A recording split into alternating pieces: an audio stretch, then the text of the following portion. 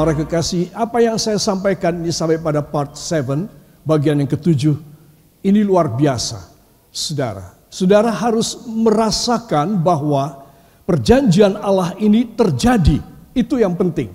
Saudara bukan hanya mendengar, menjadi pendengar yang baik, tetapi saudara harus melaksanakan.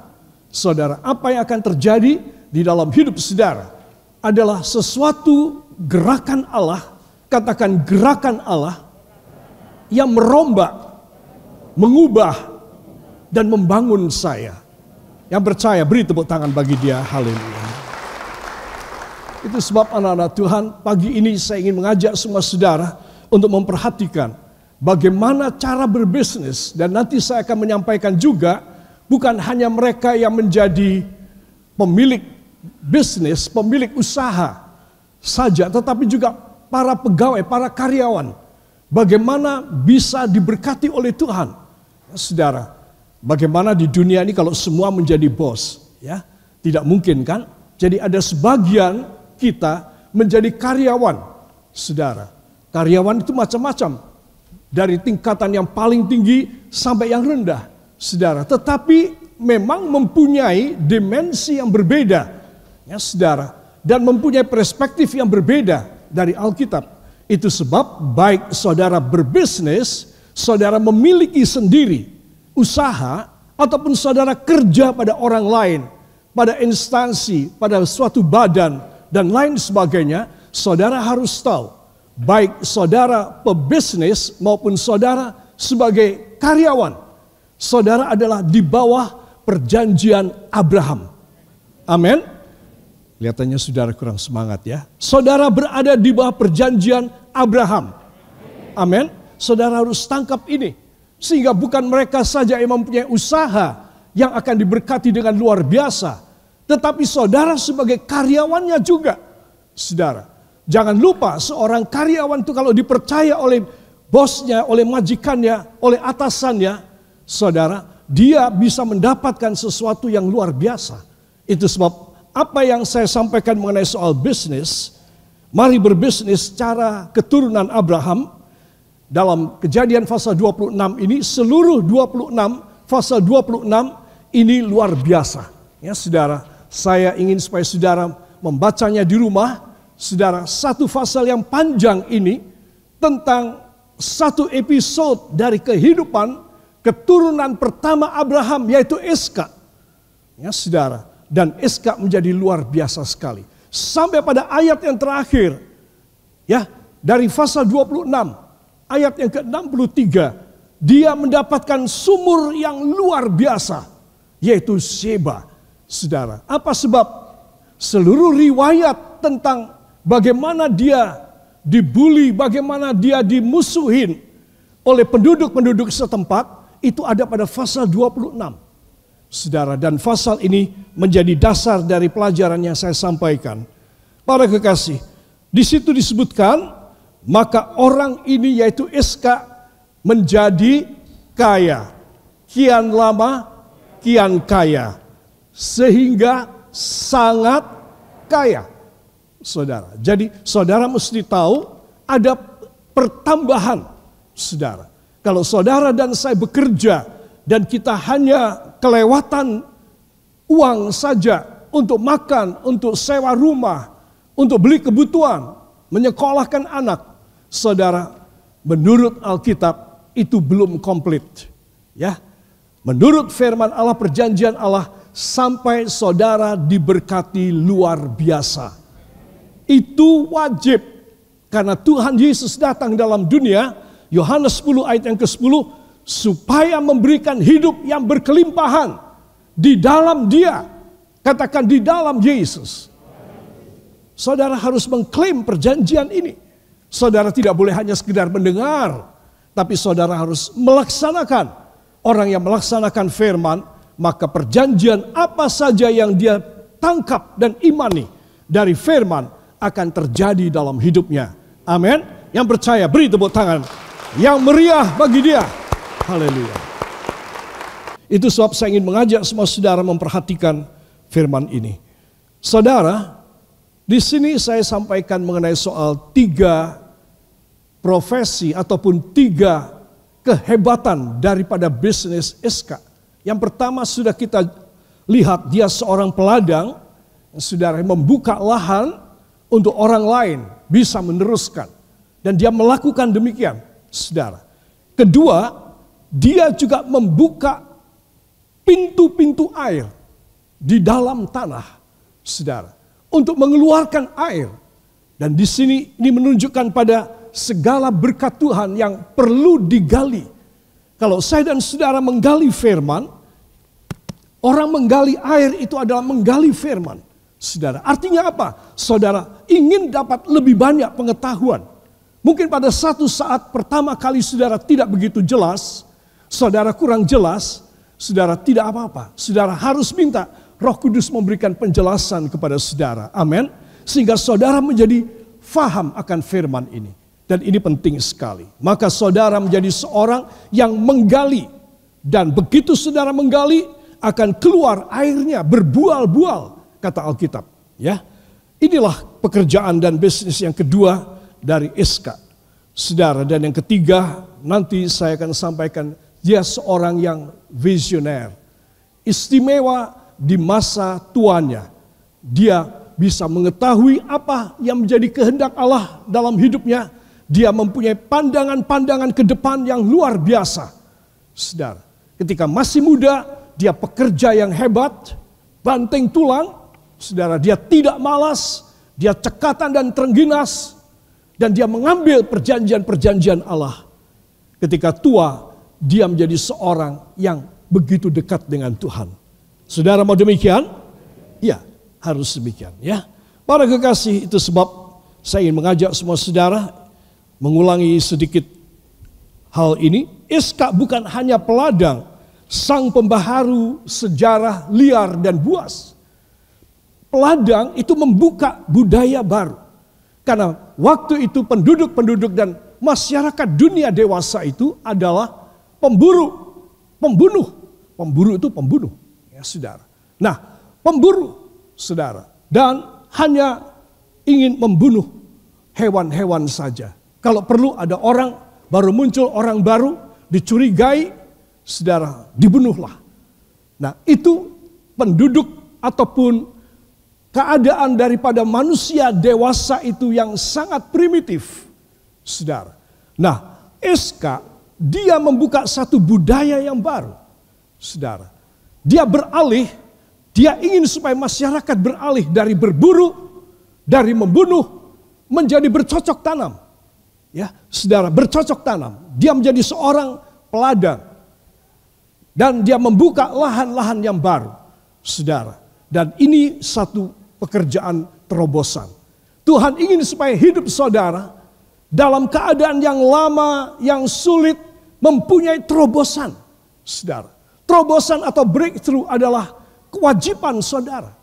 Dia tidak bisa saudara terima begitu saja kalau saudara tidak ada usaha untuk mendapat terobosan dari Allah, saudara. Mungkin saudara menjadi jemu dan bosan dengan hidup ini. Kenapa? Karena ya cuma begini saja. Tidak menjadi berkat buat orang lain. Tidak bisa membuat sesuatu yang lebih bagus lagi. Saudara minta kepada Tuhan supaya saudara diberi suatu terobosan. Katakan suatu terobosan. Bila Tuhan yang mengerjakan, maka luar biasa. Saudara, jadi saudara harus mempunyai satu breakthrough, satu terobosan. Sesuatu yang istimewa dalam hidup saudara. Nah, air inilah yang mengubah hidup dari sekedar berladang, saudara, berladang. Kemudian karena ada air, maka adalah teknologi pertanian, saudara.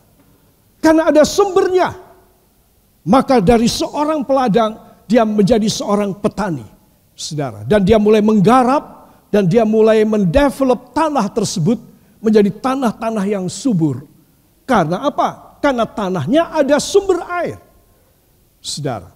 Demikian juga dengan hidup kita, perjalanan hidup kita. Ketika seorang anak muda mulai lulus dari sekolah, mencari pekerjaan, dan mulai bekerja, kemudian menikah, saudara. Kalian harus punya pikiran bahwa Aku membutuhkan sumber air. Supaya aku tidak ke sana iya, ke sini iya, kerja ini iya, kerja itu iya. Tidak ada terobosan, tidak ada kesuksesan. Hanya avanturir saja. Coba sana, coba sini, coba sana. Jual beli ini, jual beli itu, segala macam. Engkau harus menjadi satu terobosan. Saudara. Berangsur-angsur usia daripada Iska. Dari muda, setengah umur, sampai tua. Saudara. Dia adalah orang yang selalu ada di hadirat Allah. Dan itu sebab Tuhan memberkati dia. Mempunyai episode-episode yang luar biasa dalam hidupnya. Itu sebab saya menyemangati semua saudara untuk membuat dan menerima suatu terobosan dari Tuhan. Katakan, suatu terobosan dari Tuhan akan mengubah sejarah hidup saya. Sehingga perjanjian Tuhan bisa terjadi, tergenapi dalam hidup saya. Amin. Saudara harus memilikinya. Jangan hanya yang melanjutkan saja, meneruskan saja. Engkau harus punya terobosan. Ya saudara. Nah inilah yang terjadi. Dari orang berburu menjadi peladang. Ya saudara. Mulai mengurangi pembunuhan, pertumpahan darah. Saudara. Dan kemudian dia menjadi penggali air, penggali sumur. Saudara. Ini membuat apa? Perubahan dari peladang menjadi petani. Mempunyai teknologinya, mempunyai kebiasaan-kebiasaan untuk menetap. Saudara, karena sudah ada sumber. Ada sumber di sini. Masa mau kemana lagi? Ada sumber di sini, ada sumber di sana. Dia dikelilingi oleh sumber-sumber. Saudara, dia berkata kita akan menetap. Kita akan bisa beranak cucu dan berkembang di sini. Saudara, dan dia menjadi seorang petani. Yang mempunyai ilmu untuk mendevelop dan mengolah tanah. Sehingga menjadi pertanian yang subur di wilayah tersebut. Ya saudara, jadi inilah perubahan sejarah. Katakan terobosan. Saya harus memilikinya. Supaya hidup saya menjadi kesaksian dari Allah Bapa di dalam dunia ini. Yang mau beri tepuk tangan bagi dia, haleluya. Iska bahkan menjadi penyalur air kehidupan di tengah bau maut. Saudara, kita sudah melihat dari 2 Korintus 2 ayat 15. Karena dia mempunyai sumber air. Wow, saudara. Dan sumber air dia bukan sembarangan. Dia sudah pernah mengalami direbut oleh orang-orang Gerar. Dan dia memberi nama Esek. Kemudian dia gali lagi, luar biasa airnya. Saudara, mereka belum pernah tahu ada sumber air begitu besar. Orang-orang sekitar sana. Nah, kemudian dia menggali yang kedua. Airnya berbual-bual. Dan direbut oleh orang-orang setempat. Saudara. Dia minggir lagi. Dia menyingkir lagi. Dan dia menggali yang ketiga. Airnya paling besar. Namanya apa sumur ini? Rehobot. Kenapa? Karena dia berkata, mereka tidak berani mengganggu kita. Apa sebab? Karena Tuhan memagari mereka. Luar biasa. Saudara, kita pikir sampai di Rehobot saja. Tidak. Saudara, apa yang terjadi? Penguasa-penguasa setempat dengan sekutunya dan komandan jenderalnya datang kepada Iska. Iska bilang, kenapa kalian mau datang ke sini? Bukankah kalian memusuhi aku? Tuhan Iska, kami minta supaya kita berbaikan. Kalau Tuhan membuat perjanjian kepada kami, kami tidak akan disiksa oleh Tuhan, Allahnya Tuhan. Tuhan Allahnya Tuhan. Saudara. Jadi di sini kita melihat bahwa Iska walaupun dia tidak membalas dan dia rela. Oke, kamu ambil, gak apa-apa, aku minggir. Kamu ambil lagi, aku minggir lagi. Saudara, mungkin saudara sebagai seorang pebisnis ataupun sebagai seorang yang menganggap uang itu segalanya, itu berat sekali. Tapi Iskak tidak. Apa sebab? Karena dia berada di bawah perjanjian Tuhan. Saudara, bagi dia kerugian ini kecil. Kenapa kecil? Karena dia mempunyai yang lebih besar yang Tuhan akan berikan dalam hidupnya. Saudara, di sini kita melihat kebesaran hati Iskak. Oleh sebab apa? Oleh sebab dia mempunyai firman. Itu sebab di zaman ini, katakan, di masa saya hidup, bila saya menjadi penggali air kehidupan, yaitu memahami firman, niscaya hidup saya mempunyai sejarah yang luar biasa. Kerugian yang terjadi hanyalah kecil saja dibanding, angkat Alkitab saudara, dibanding perjanjian Allah yang luar biasa seumur hidup saya. Amin. Haleluya. Jadi saudara mesti tahu, seringkali kita tidak bisa move on, kita tidak bisa berubah dari pikiran kita yang materialistis, yang mata duitan. Apa sebab? Karena kita tidak mempunyai sumber. Sumbernya tidak ada. Sehingga bagi kita kerugian tersebut besar sekali. Saudara. Tetapi kalau kita mempunyai perjanjian Allah, kita berkata, Tuhan pasti akan memberkati aku luar biasa. Tidak apa-apa. Kamu mau ambil, ambil. Tuhan akan kasih padaku lebih lagi. Dan itu terjadi. Esek, Sitnah, Rehobot. Dan hal yang menarik pada bagian akhir dari Kejadian 26, ketika para raja ini pagi itu selesai, Iskak menandatangani perjanjian. Zaman dulu sudah ada ya saudara, hebat sekali. Dan Iskak berkata, baik, aku berjanji, aku tidak mengganggu kamu. Dalam hatinya Iskak, bukan aku yang ganggu, Tuhan yang ganggu kamu. Dan dia menandatangani, mereka makan bersama, dan pagi itu mereka berpisah. Para raja setempat ini pulang kembali, dan begitu mereka pergi, Tuhan menyatakan mujizatnya. Karyawan-karyawan daripada, pegawai-pegawai daripada Iskak, datang kepada Iskak, Tuhan kami mendapatkan sumber yang baru, yang luar biasa. Coba, saudara. Kalau saudara dan saya mempunyai hati yang damai, memaafkan. Katakan damai dan memaafkan. Seperti Iskak. Maka pada saat itulah, Tuhan akan membuka kepada saya sumber yang luar biasa. Sheba dalam nama Yesus. Amin. Haleluya. Saudara, mungkin di hati Iskak, dia juga tahu bahwa Tuhan menyiksa Raja Gerar dan juga orang-orang sekitar yang membuli dia dan yang menyiksa dia. Saudara, tetapi dalam hati Iskak mungkin masih ada sesuatu perasaan. Ya, tahu rasa lu, ya. Rasain sendiri. Kalau Tuhanku yang bekerja, cilaka kamu. Itu tidak boleh ada. Boleh apa tidak? Tidak boleh ada. Saudara, kita tahu Tuhan akan membalaskan semua perbuatan jahat daripada mereka. Tuhan akan membalas. Tetapi kita tidak boleh mempunyai pikiran jahat. Pembalasan adalah urusan Tuhan. Katakan, pembalasan adalah urusan Tuhan. Bukan urusan saya. Yang mau demikian, beri tepuk tangan bagi dia. Haleluya.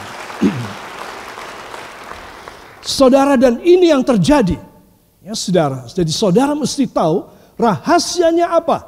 Rahasianya adalah begitu Iskak dia menandatangani perjanjian, saudara, dan mereka berpisah, ada berkat yang luar biasa datang. Ketika saudara ketika saya memaafkan orang lain, kita tidak menuntut sesuatu, maka disitulah Allah akan memberkati kita luar biasa. Itu sebab saudara harus tahu, seorang anak Tuhan, katakan seorang anak Tuhan harus memiliki jiwa pemaaf. Supaya Tuhan memberkati dia luar biasa. Yang mau beri tepuk tangan bagi dia, haleluya. Itu sebab para kekasih perhatikan. Jadi seringkali saya dan Anda ini masih ada satu kurangnya, yaitu jiwa pemaaf. Saudara, itu kurang satu dalam hidup kita. Saudara, kalau kita kurang satu namanya juga enggak genep. Amin.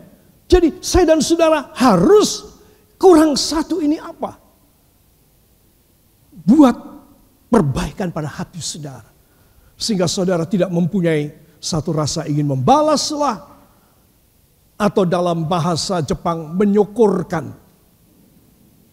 Sokur kue. Ya. Itu boleh apa tidak? Boleh apa tidak? Tidak. Selama saudara masih punya, tidak ada berkat yang luar biasa pada saudara. Ini pelajaran penting sekali. Itu sebab begitu selesai, beres, apa yang terjadi? Tuhan mencurahkan berkat yang lebih dari Rehobot, yaitu Sheba. Dan Sheba karena begitu besar debit airnya, maka Eska membangun kota di situ, namanya Beersheba. Coba lihat. 1, dari berladang. 2, naik menjadi pemilik sumur. 3, naik menjadi sangat kaya, membangun sebuah kota. Apa namanya? Beersheba. Itu sebab saudara mesti tahu ada progresivitas, kenaikan-kenaikan. Ada satu usaha dari Tuhan, Tuhan yang berusaha untuk masuk kepada saya, masuk pada saudara. Cuma masalahnya usaha dari Tuhan tersebut tidak berhasil masuk pada kita. Apa sebab? Masih ada ganjelan. Satu ganjelan saja. Belum bisa memaafkan. Saudara. Itu sebab bagaimana seseorang bisa mendapatkan perbuatan tangan Allah yang dahsyat. Kalau dia hatinya sudah dibikin plong. Tidak ada lagi urusan-urusan yang membuat dia menjadi sakit hati, membuat dia dendam, kesumat, membuat dia menjadi iri hati, membuat dia menjadi jengkel, terus berkesinambungan jengkelnya. Saudara, di situ Tuhan tidak bisa memberkati dia luar biasa. Itu sebab anak-anak Tuhan, angkat tangan saudara, taruh tangan kiri pada jantung saudara. Ya Allah Roh Kudus, bantulah hamba supaya hamba boleh berhasil melaksanakan firman. Baharui hati hamba supaya hidup hamba boleh luar biasa sesuai dengan janji Tuhan. Dalam nama Yesus, ucapkan terima kasih kepadanya. Terima kasih Bapa, terima kasih Yesus, terima kasih Roh Kudus, dan kita yang percaya mengaminkan. Amin. Haleluya. Para kekasih, di sini kita melihat bahwa dari 2 Korintus 2 ayat 15, sumber air inilah yang membuat Eska famous. Dia menjadi kesaksian yang luar biasa. Saudara, itu sesuai dengan 2 Korintus 2 ayat 15. Di sini kita melihat Rasul Paulus menuliskan, hidup kita harus ambar-ambar wangi. Katakan, hidup saya harus ambar-ambar wangi. Menyebarkan keharuman kepada orang lain. Amin. Ya, saudara harus demikian. Saya ambil satu contoh. Kalau dari antara kita ini tiba-tiba masuk seorang, dia bekerja di satu pabrik parfum. dia masuk. Saudara akan membau baunya. Walau dari jarak jauh. Wah, ini dia parfumnya kuat sekali. Karena apa? Karena dia sehari kerja, dia ada di laboratorium ataupun di pabrik parfum. Ya, saudara kira-kira saudara tertarik apa tidak? Tertarik, baunya seger sekali. Ya, baunya mahal sekali. Tapi kalau seumpamanya saya bekerja di pabrik terasi dan saya masuk, saudara bagaimana? Saudara tidak mau dekat sama saya. Kalau bisa maskernya dilapisi 5 kali. Saudara, supaya apa? Karena baunya tidak baik. Eska, dia punya bau yang harum. Ya, saudara, anak-anak Tuhan akhir zaman harus mempunyai bau yang harum, artinya harus menyebarkan. Dari air kehidupan, katakan dari air kehidupan, yaitu firman Allah, menjadi keberhasilan sesuai firman. Yang bisa memberi makan banyak orang. Itu yang dikerjakan oleh Eska. Saudara, kalau dia membangun Beersheba, maka orang-orang mulai datang dan mereka mulai kerja kepada Eska. Hebat sekali. Perusahaannya, usahanya, range-nya, peternakannya ataupun pertaniannya berkembang dengan luar biasa. Karena dia sudah mempunyai Rehobot dan satu lagi Sheba. Itu sebab para kekasih perhatikan.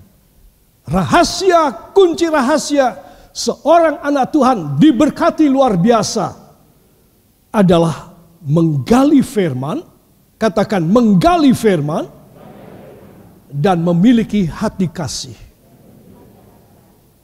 Saudara, maafkanlah mereka yang berbuat salah kepada saudara. Tidak perlu dipikirin terus, tidak perlu diingat terus. Kalau saya tidak memintakan ampun bagi orang yang bersalah kepada saya, dari sejak zaman dulu, saudara, mungkin mereka sudah mengalami hal siksaan Tuhan. Jangan senang kalau orang disiksa karena saudara. Jangan senang. Sudah. Senanglah kalau orang diberkati karena saudara. Amin. Ini penting sekali. Jadi dari penggali air, dia menjadi pembangun kota. Wow. Itu hanya pada satu pasal, saudara. Kejadian pasal berapa? 26. Ya. Riwayatnya, sengsaranya di awal. Pertengahan mulai kelihatan. Terobosan ilahi. Akhir-akhirnya dahsyat sekali. Itu sebab saya ingin mengajak semua jemaat Tuhan untuk memperhatikan hal ini.